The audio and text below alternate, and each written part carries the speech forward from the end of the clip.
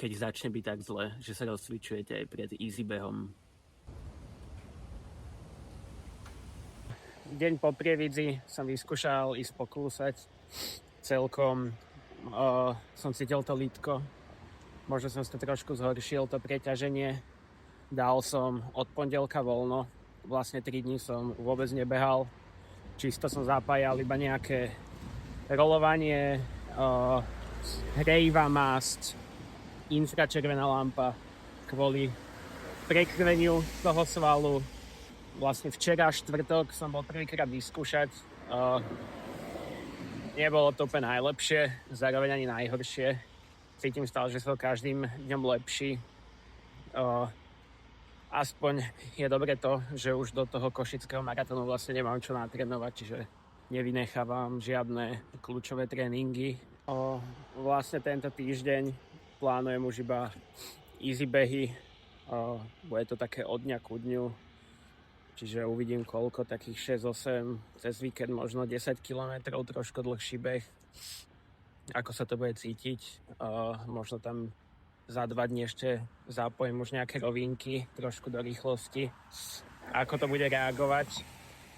A vlastne skúsim ešte ďalší týždeň krátky intervalový tréning, nejakých 5500 maratónske tempo. Ako to bude držať, je to až za 5 dní, takže dovtedy by sa to mohlo dať v pohode dokopy. Škoda, že môj fyzio je odcestovaný v New Yorku, bude tu vlastne až ďalší týždeň, takže snad sa k nemu aspoň 1-2 krát dostanem. Nech mi povie, čo si o tom on myslí, ale v podstate už sme to riešili minulý týždeň, keď som u ňoho bol a nehovoril mi, že by to malo byť niečo úplne hrozné. Takže verím, že som to tou Prievidzou úplne nejak neodpálil. Ako hovorím aj teraz, keď idem bežať ľahkú 8, tak nemôžem povedať, že to úplne necítim, ale je to také pocitovo 2 z 10. Vlastne je to také, že človek to trochu cíti, myslí na to, ale v podstate nijak ma to neobmedzuje pri tom ľahkom kluse. Ale neviem, čo sa stane pri tom maratónskom tempe, či to 42 km vydrží, ale ako hovorím, je to ešte 9 dní do štartu, takže robím všetko preto, aby sa to dalo dokopy každý deň, takže verím, že to bude v poriadku. Tak, máme tu už pondelok, pretekový týždeň. Posledné 2 dní som nebehal. V sobotu som bol ešte taký dosť nesvoj kvôli tej nohe. Celkom mi v odzovkách bolesť trošku vystreľovala na rôzne miesta v tej nohe. Som začal mať také myšlienky, že či aj vôbec budem tú nedeľu štartovať, lebo pokiaľ nemám byť 100% fit, tak sa mi to tam neoplatí ísť moc vôbec skúšať. V takom prípade by som si to podľa mňa asi len oveľa viac celé zhoršil. A prekvapivo teda od ďalšieho dňa, včerajšok, nedela, bolo zrazu všetko celkom v pohode. Úplne ma to prešlo tým, že mi vlastne nejakým spôsobom tá ľahká bolesť tak cestovala v tej nohe, tak možno išlo aj o nejaký zápal. To sa mi stávalo aj predtým, keď som mal niečo takéto, že sa mi tá bolesť trošku v tej nohe premiesňovala. Teda dnes pondelok, akurát tu čakám, idem na fyzio, takže uvidím, čo mi odborník povie. Od toho sa budem vlastne ďalej posúvať. Ak mi to vlastne schváli, povie, že je to v pohode, tak vyskúšam ísť po obede klúsať. Vlastne je ešte stále dosť času na oddych, vlastne zapájam všetko, čo sa dá, aby som si pomohol. Takže uvidím, čo mi povie a to bude také hlavné, od čoho sa odrazím, čo ďalej. Tak mám už dostal som teda od fyzio zelenú, pokiaľ to bude všetko v pohode, bežať môžem. Čo sa týka nejakých svalových problémov, tak by tam úplne nemali byť. Vlastne malo by to celé asi vyplývať z toho, na čo ma aj upozorňoval.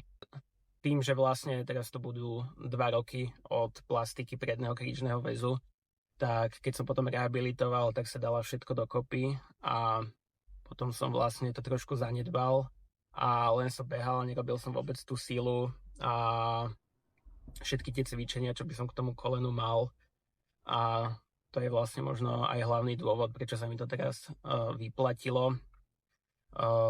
Tým, že cez tú nohu, čo mám teraz zranenú, kompenzujem trochu to koleno operované, čo je vlastne druhá noha.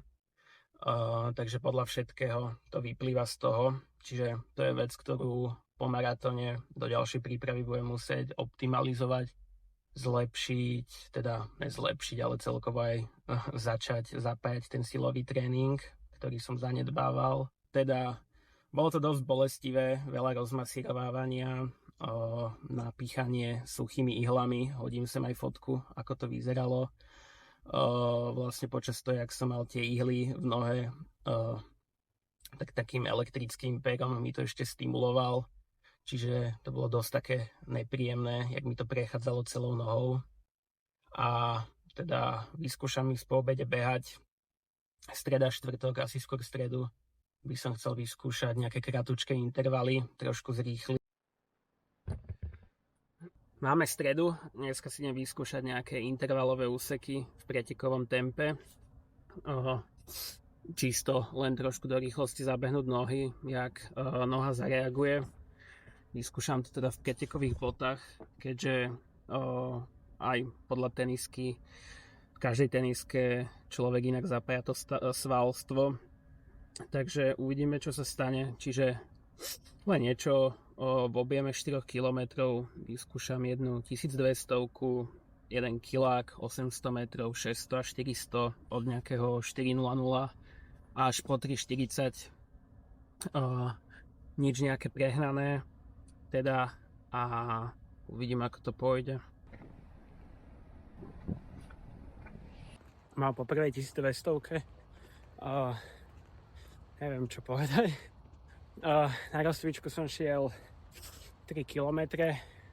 Prvé dva som si hovoril, že to asi aj zabalím, že to nemá zmysel.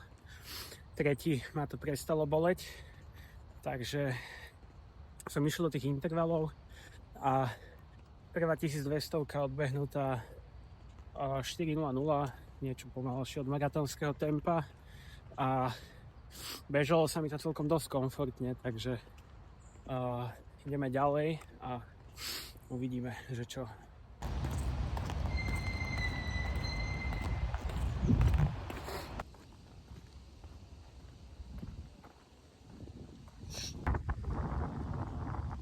...10 km zabehnutých asi po 2 týždňoch.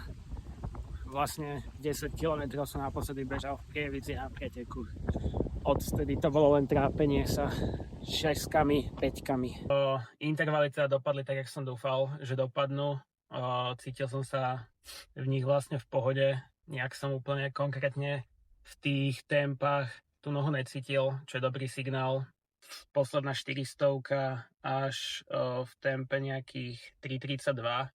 Čiže išiel som aj trojlinku rýchlejšie a nič som nepocíťoval ani v tých pauzách, keď som šiel do chôdze, nejaké pýchanie alebo niečo, čiže to je super signál. A aj keď v tom rozkluse som to trošku pociťoval, keď sa to zahrialo, to už bolo lepšie. Takže teraz už iba dúfať, že to nezatuhne. Určite zajtra voľno, určite dám, keď tak aj piatok voľno. Piatok dúfam, že sa mi podarí ísť na fyzio. Ešte raz to dať nejakým spôsobom dokopy, tak ako som bol v pondelok, lebo to bolo citeľné, že to bolo super, aj čo som bol v pondelok behať, tak bol zatiaľ najlepší beh. Takže po tom piatku by som sa išiel iba láhučko rozklúsať až v Košiciach po ceste a teda na pretek by som išiel. Na to, aká je zima, tak tepy mi prišli celkom dosť vysoké. To ma celkom prekvapilo, ale v podstate skoro veľmi slabúčke behanie posledné 2 týždne, žiadne zrýchlovanie. Chodil som max 6 km, takže chvala Bohu, ja vydržím na 190 tepoch aj 2,5 hodiny, takže toho sa nebojím. pokiaľ mi to tempo je komfortné, tak všetko v poriadku. Takže idem domov, vyrolovať rýchlo, infračervená lampa, ponatierať, oddychovať a dúfať, že najbližšie 2 dní pauzy tomu ešte dopomôžu a pretek dopadne bez nejakých komplikácií.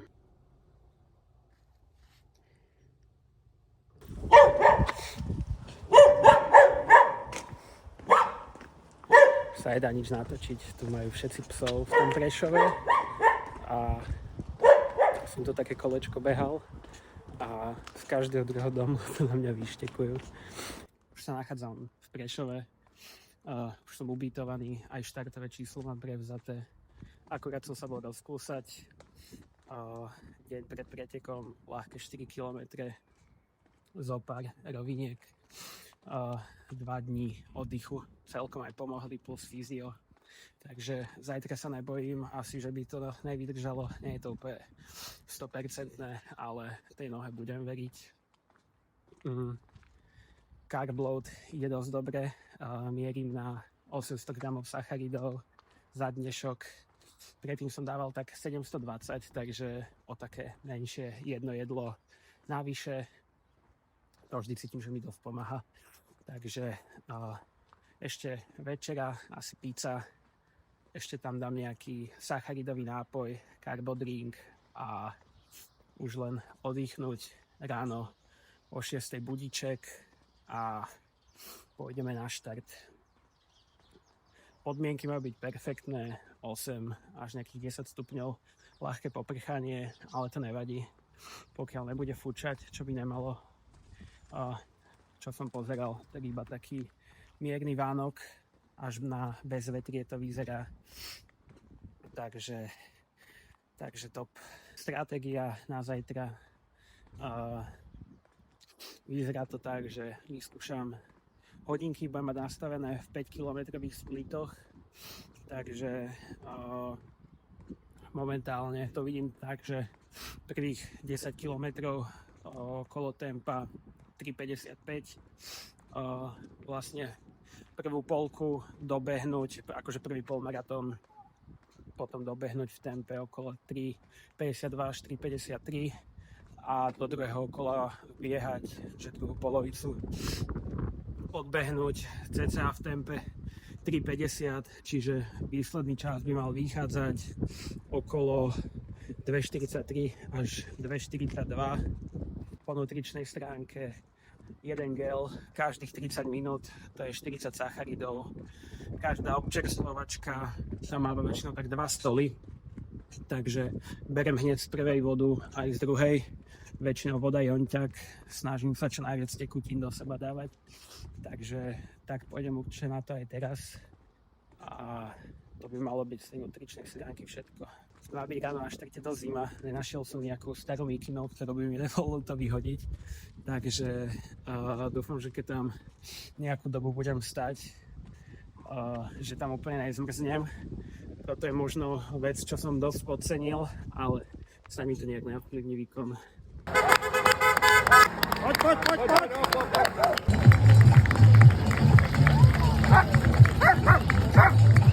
Dobre, Majo, super!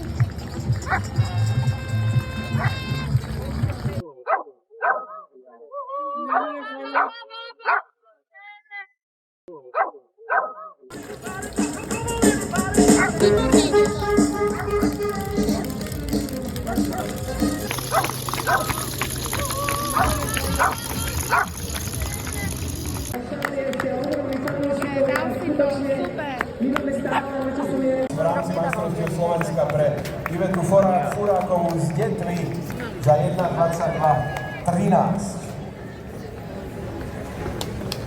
To sú krásne výsledky.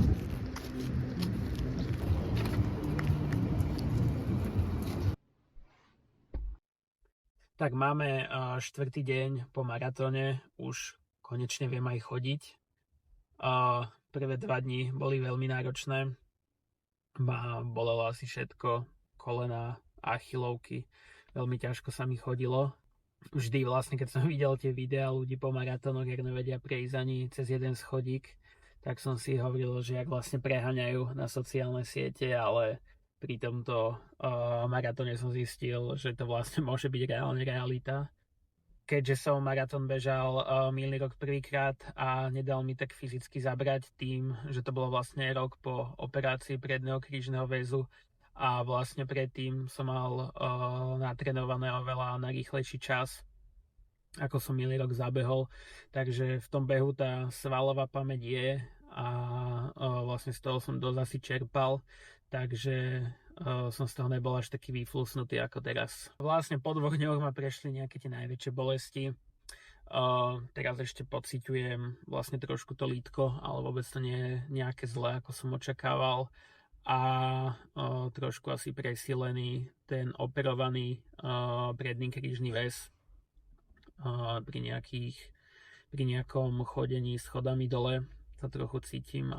Ale ináč už celkom fajn. Včera som vlastne začal zapájať aj stacionárny bicykel, takže očakávam pauzu tak 10-14 dní od behu. Budem zatiaľ dovtedy len bicyklovať easy, možno nejaké intervaly a potom vlastne začnem novú tréningovú fázu. Poďme si teda rozobrať celkový pretek, ako to išlo.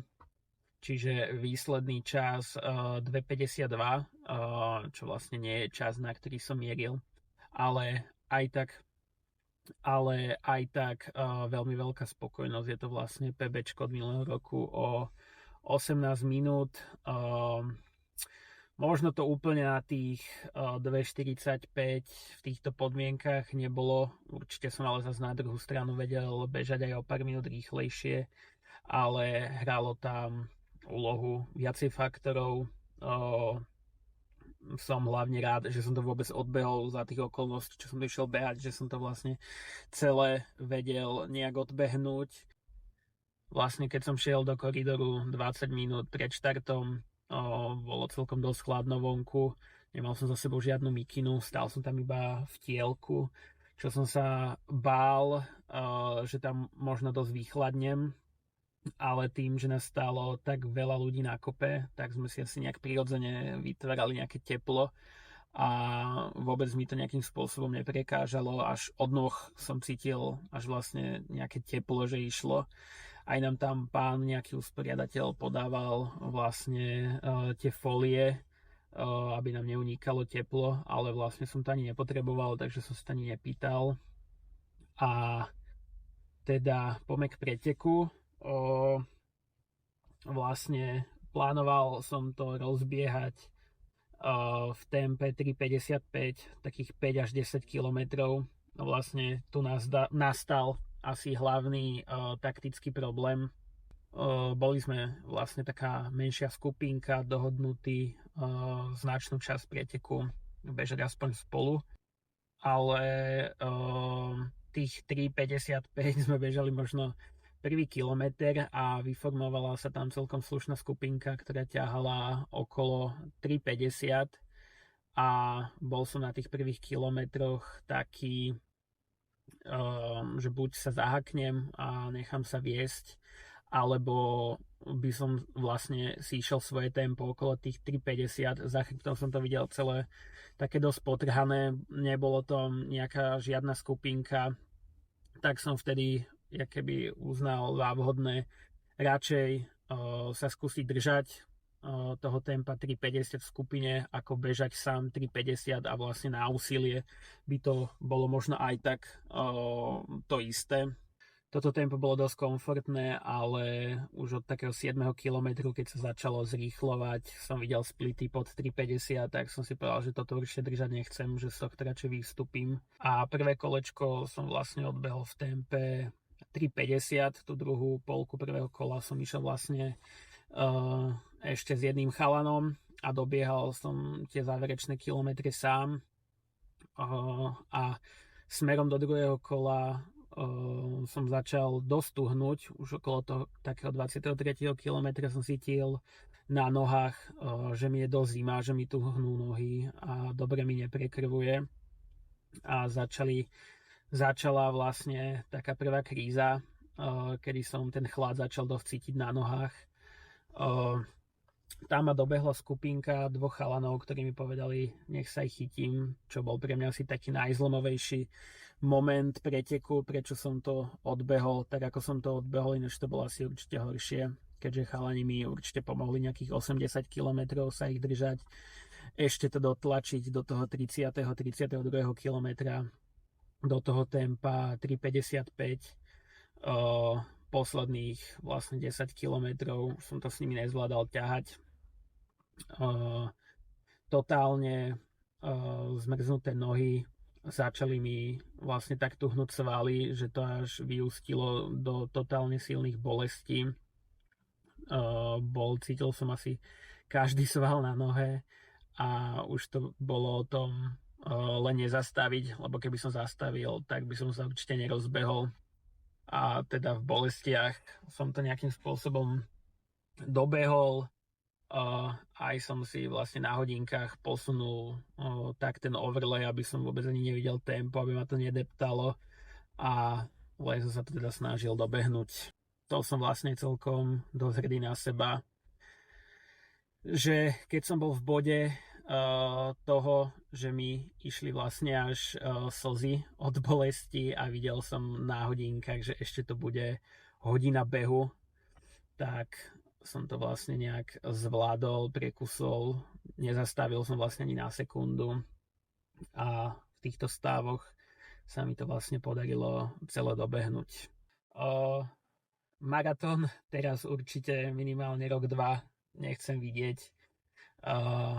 Vlastne plány ďalšie sú vyskúšať určité nové tréningové metódy, ku ktorým budem vlastne ďalej robiť nejaké videá, ukazovať tréningový proces a zamerať sa na hlavne budovanie sily na kratších tratiach. Okolo toho 10-kového tempa budem určite behať aj polmaratóny. Určite by bolo pre mňa najlepšie sa zamerať rýchlostne okolo toho 5-kového tempa, ale to je zase niečo, čo ma úplne neťaha, nebaví, takže hlavne okolo toho 10-kilometrového, a chcem určite z týchto buildov behať aj polmaratóny, ale z maratón si odložím asi na neskôr, keď tá rýchlosť bude viac vycibrená. Teda ďakujem, že ste sledovali celú túto sériu. Bol to nejaký môj úvod do tvorenia kontentu. Celé som sa s tým vlastne nejak zohrával, aby mi to bolo nejakým spôsobom komfortné, a určite budem pokračovať ďalej. Možno viac premiesním ten content do nejakého kratšieho obsahu v reelskách na Instagram, ale pokúsim sa priniesť aj nejaké videá na YouTube, po prípade nejakú ďalšiu sériu, ak sa budem chystať na nejaký ťažší pretek pre mňa. A sledujte ma teda na mojich sociálnych sieťach, na mojom Instagrame, na mojej strave, a vidíme sa pri ďalšom kontente.